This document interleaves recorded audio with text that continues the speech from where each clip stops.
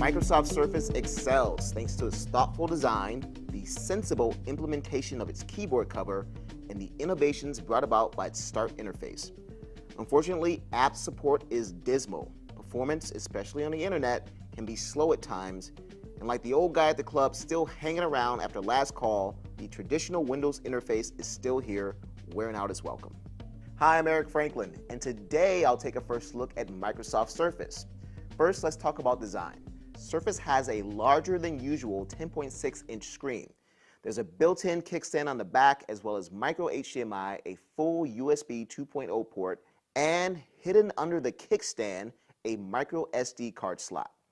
Front and back cameras are 720p capable. There's also a headphone jack and a nice clicky volume rocker and power/sleep button.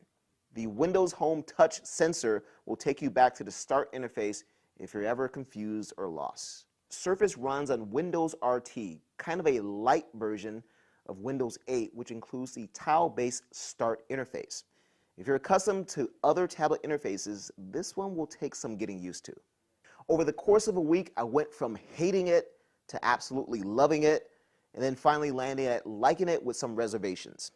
I won't spend too much time here as this isn't a Windows RT review, but I will point out my 3 favorite things. First, the gestures. Swipe left to get the Charms menu. Swipe right for recent apps. Swipe right then left for a list of recent apps. Swipe up or down for more options.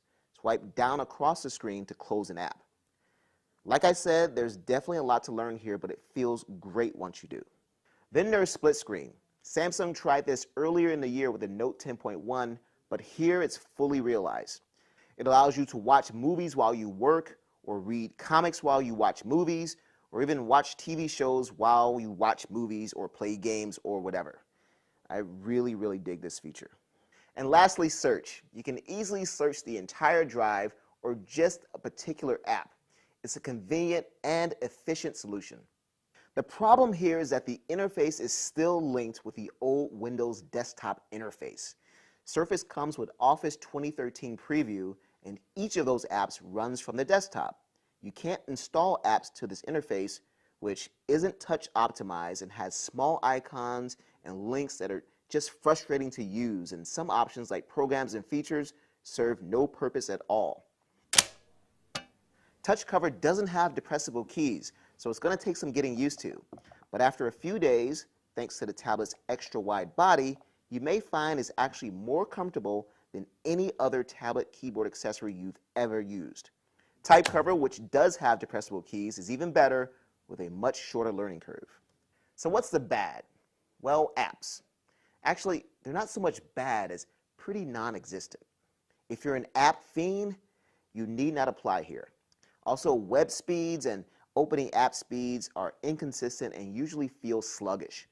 Games performance, I don't really know. There aren't enough quality games here to fairly judge. Again, more apps, please. Movies on the Zune Marketplace look crisp, though.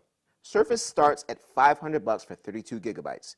That same config is available for $600 with a touch cover, and $700 gets you the 64 gigabyte version with touch cover.